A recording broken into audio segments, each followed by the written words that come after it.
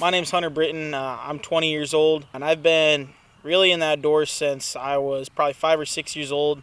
First animal I ever harvested was actually a Jake turkey down in Missouri, and since that first hunt, I've been hooked on turkey hunting.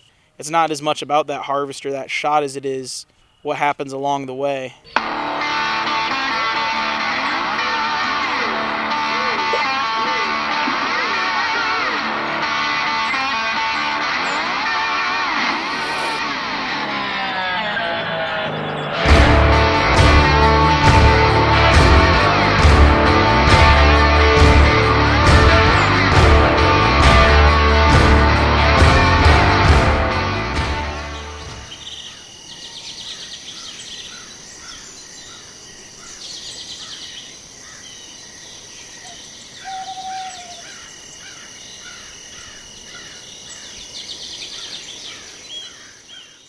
I've hunted a lot of different properties, but the place that I'm chasing birds this last season in Iowa is a place that I took my first ever bird in Iowa. I took my first deer off this property, and it's a place that my grandfather and my dad and I have all hunted.